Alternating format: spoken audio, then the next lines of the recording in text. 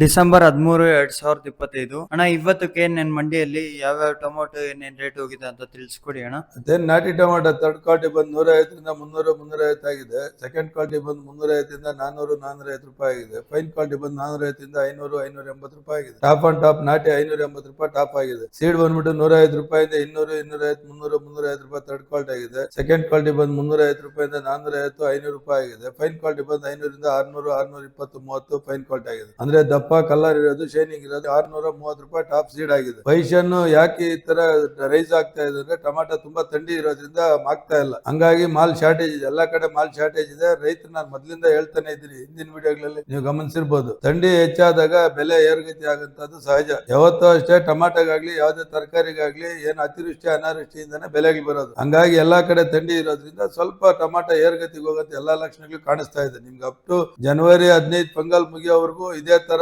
Up and down ಆಗ್ತಾ ಇರ್ತೈತೆ. ಏರುಗತಿಗೆ ಹೋಗುತ್ತೆ. ಮತ್ತೆ ಏನೋ ಒಂದೆರಡು ದಿವಸ ಹೊರಗಡೆ ಮಾಲ್ ಬಂದಾಗ ಡೌನ್ ಆಗಂತ ಸಾಧ್ಯತೆಗಳು ಇರ್ತೈತೆ. ಗಾಬರಿ ಪಡೋಂಥದ್ದೇನ್ ಬೇಡ. ಸ್ವಲ್ಪ ಮುಕ್ಕಾಲ್ ಕಲರ್ ತಗೊಂಬನ್ನಿ. ಮತ್ತೆ ಕೆಳಗೊಂದು ಮ್ಯಾಗ ಮಾಡಕ್ ಹೋಗ್ಬೇಡ್ರಿ. ಬಾಕ್ಸ್ ಅಲ್ಲಿ ಇದ್ದಿದ್ ಕಾಯಿನ ಮ್ಯಾಲ್ಗೆ ಎತ್ತಾಕತ್ತ ವ್ಯವಸ್ಥೆ ಬಿಟ್ಬಿಡಿ. ನಾವು ಎಲ್ಲಿ ಬಾಕ್ಸ್ ಅಲ್ಲಿ ಐತೋ ಅಲ್ಲೇ ಇರ್ಲಿ. ನೀವು ಮ್ಯಾಲ್ಗೆ ಎತ್ತಾಕಿದ್ರೆ ಬಾಕ್ಸ್ ಅಲ್ಲಿ ಕಾಯಿ ಕಡಿಮೆ ಆಗುತ್ತೆ. ಬಂದು ವ್ಯಾಪಾರಸ್ಥರು ಗಲಾಟೆ ಮಾಡ್ತಾರೆ. ನಾವು ಅವ್ರಿಗೂ ಜವಾಬ್ ಕೊಡಕ್ ಆಗೋದಿಲ್ಲ. ಬೆಲೆನೂ 50 ರೂಪಾಯಿ ಕಡಿಮೆ ಆಗ್ಬಿಡ್ತೈತೆ. ನಿಮ್ಗೂ ಬೇಸರ ಆಗುತ್ತೆ. ಹಂಗಾಗಿ ಬರ್ತಿ ಚೆನ್ನಾಗಿ ತನ್ನಿ, ಗ್ರೇಡಿಂಗ್ ಚೆನ್ನಾಗಿ ಮಾಡ್ಕೊಂಡ್ ಬನ್ನಿ, ಒಳ್ಳೆ ಕ್ವಾಲಿಟಿ ತನ್ನಿ, ಒಳ್ಳೆ ಬೆಲೆ ಸಿಗುತ್ತೆ ಅಂತ ಈ ಮುಖ್ಯನ ರೈತರಲ್ಲಿ ಮನವಿ ಮಾಡ್ತಾ ಇದ್ದೀನಿ.